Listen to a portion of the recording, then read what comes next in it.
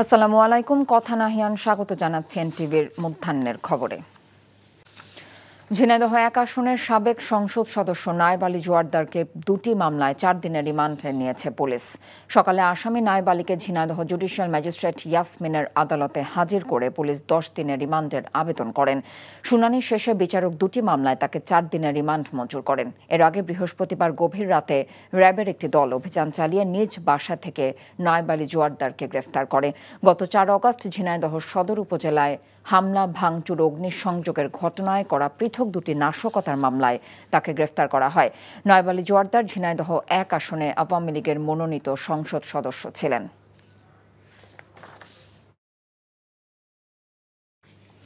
রাজধানীর বাজার পরিস্থিতির খবর জানতে যাচ্ছি টাউন হল বাজারে। সেখানে আছেন আমাদের সহকর্মী মেজবাহ হাসান। মেজবা, ডিম আমদানির অনুমতির পরেও দেখা যাচ্ছে ডিমের দাম কমছে না। এই ব্যাপারে বিক্রেতারা কি বলছেন? আপনি আরেকটি বিষয় জানাবেন, আজকে বাজারে চাল এবং মুরগির দাম আপনি কেমন দেখছেন?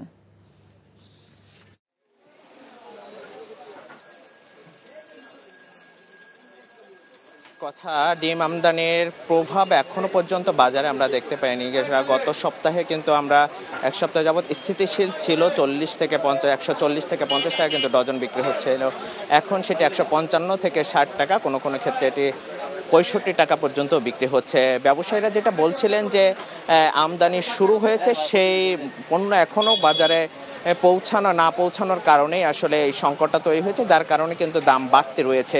যদিও বেশ কিছুদিন সময় লেগে যাবে বলেও আমাদেরকে জানিয়েছেন। এছাড়া কথা আরেকটি বিষয় জানিয়ে রাখে যে আলু এবং পেঁয়াজ আমদানির ঘোষণা হয়েছে, কিন্তু গেল এক সপ্তাহে আরও বেশি সময় গড়িয়ে গেল, কিন্তু বাজারে কিন্তু তার প্রভাব আমরা এখনো দেখতে পাইনি। আলু এখনও কিন্তু 155 থেকে 60 টাকা বিক্রি হচ্ছে। পেঁয়াজ কিন্তু 115 থেকে 20 টাকা কেজি এখনো পর্যন্ত বিক্রি হচ্ছে। গেল সপ্তাহে কিন্তু রসুনের দাম বেড়ে গিয়েছিল সেই 220 থেকে 240 টাকা, এখনও কিন্তু বাজারে আমরা সেটাই দেখতে পেয়েছি, 240 টাকা বিক্রি হচ্ছে। এছাড়া গেল সপ্তাহে কিন্তু চাউলের দাম প্রত্যেকটা ক্ষেত্রে 2 থেকে 3 টাকা বেড়ে গেছে, এখন পর্যন্ত সেটি স্থিতিশীল রয়েছে।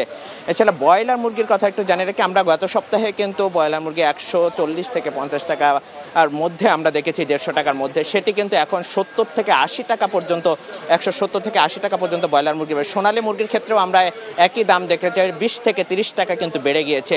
এবং প্রত্যেকটি পণ্যের দাম কিন্তু গেল সপ্তাহের থেকে 10 থেকে 15 টাকা, 20 টাকা কোনো কোনো ক্ষেত্রে বেড়ে গেছে। সবজির দাম কিছুটা স্থিতিশীল রয়েছে এখন পর্যন্ত, সবজির বাজারটা এখন পর্যন্ত সেই বাড়তি দাম স্থিতিশীল রয়েছে। ইলিশের দামের কথা যদি বলে, ইলিশের দাম কিন্তু একটু বাড়তি রয়েছে এখন পর্যন্ত, এবং মাছের বাজারে একটু দাম চড়াও রয়েছে বলে আমাদেরকে ভোক্তারা জানিয়েছেন। সব মিলিয়ে বাজার নিয়ে যে ডিমের যে আমদানির যে খবর, সেটি যেমন সুখকর নয়, এমনি ওভারঅল বাজার পরিস্থিতি নিয়ে কিন্তু ভোক্তাদের কিন্তু সন্তোষজনক কোনো জবাব আমরা পাইনি। এই ছিল বাজার নিয়ে সবশেষ কথা।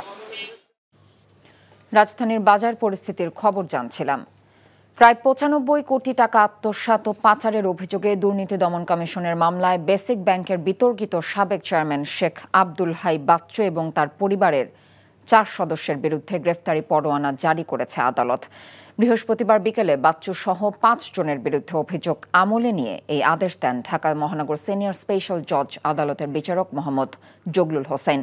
আদেশে বনানী থানার ভারপ্রাপ্ত কর্মকর্তাকে 4 নভেম্বরের মধ্যে তাদের বিরুদ্ধে জারি করা গ্রেফতারি পরোয়ানা বাস্তবায়নের প্রতিবেদন দাখিলের নির্দেশ দেওয়া হয়েছে।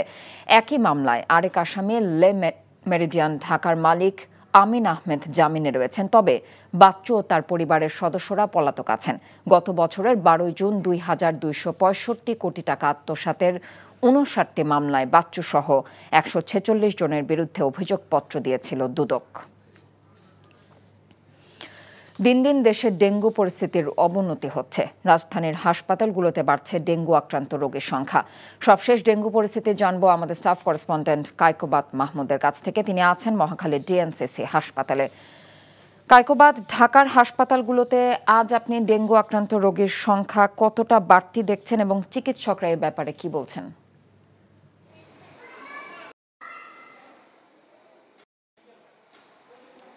কথা, আমি এই মুহূর্তে আছি মহাখালীতে ডিএনসিসি হাসপাতালে। এখানে আমি সকাল থেকে এসে দেখছি যে এখানে এই মুহূর্তে আমি আগে থেকে দিয়ে রেখে সেটি হচ্ছে এখানে এই মুহূর্তে 48 জন রোগী ভর্তি আছে ডেঙ্গু নিয়ে। আর আজকে এখন পর্যন্ত 1 জন রোগী এখানে ভর্তি হয়েছেন। আর আমি চিকিৎসকদের সাথে কথা বলেছি, তারা আমাকে যেটি বলছেন যে আজকে দিন তুলনামূলক গত কয়েকদিনের তুলনায় যেহেতু আজকে এখন পর্যন্ত একজন এসেছে।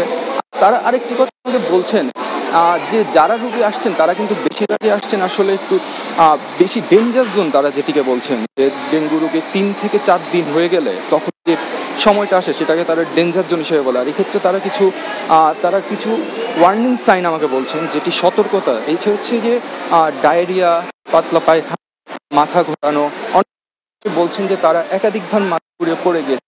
এরকম রোগীদের তারা ডেঞ্জার জোন হিসেবে ট্রিট করছেন, আর তারাই কিন্তু এখন এখানে বেশি আসছেন। আর যারা এখানে আসছেন তাদেরকে একটি কথা আমি বলে রাখি, তাদেরকে চিকিৎসার ক্ষেত্রে আসলে শুধুমাত্র তাদেরকে প্যারাসিটামল এছাড়া কিন্তু পরিমাণে দিতে হয় তারা যেটি বলছেন। আর তার জন্য তারা এখানে স্যালাইনের ব্যবস্থা করে রেখেছেন, তাদের সবাইকে স্যালাইন মূলত দেওয়া হচ্ছে। তবে এক্ষেত্রে অনেকের ক্ষেত্রে কিছুটা পার্শ্ব প্রতিক্রিয়া হয়, যাদের শরীরে পানি জমার সমস্যা তাদের ক্ষেত্রে আবার স্যালাইনটা কিছুক্ষণ বন্ধ রাখা হয়। এভাবে আসলে তাদের মূলত চিকিৎসা সেবাটা এখানে দেওয়া হচ্ছে। আরেকটি জিনিস হচ্ছে ডেঙ্গুর জন্য তারা যেটি বলছেন এটি আসলে সমাধানটা আসলে আমাদের সবার নিজেদের হাতে। ডক্টর আমাদের যেটি বলছেন এখানকার ডক্টররা, তারা বলছেন যে আসলে ডেঙ্গু যেখানে হয় রেবিস মশাটা, ওই সমস্যার যদি সমাধান আমরা করতে পারি, অর্থাৎ আমাদের আশেপাশে যে পানি জমে থাকার জায়গাগুলো, যে পুরোনো ঝোপঝাড়গুলো, এইগুলো যদি আমরা একটু পরিষ্কার রাখতে পারি তাহলে কিন্তু ডেঙ্গুটা অনেকটাই নিয়ন্ত্রণে চলে আসবে।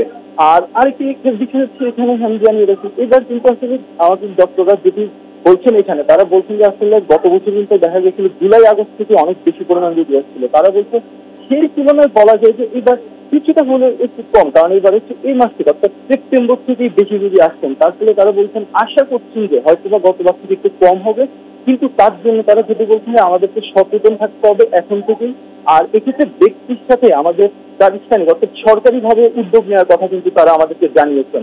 আর সব মিলিয়ে এই ছিল কথা ডেঙ্গু পরিস্থিতি নিয়ে আমার কাছে সর্বশেষ। এই ছিল মধ্যাহ্নের খবরে। খবরের ভিডিও সহ আপডেট জানতে ভিজিট করুন এনটিভি অনলাইন www.ntvbd.com। এছাড়াও এনটিভির জনপ্রিয় সব অনুষ্ঠান ও খবরের আপডেট জানতে ভিজিট করুন আমাদের ইউটিউব এবং ভেরিফাইড ফেসবুক পেজ। 2টায় দুপুরের খবর দেখার আমন্ত্রণ রইল। ধন্যবাদ সবাইকে।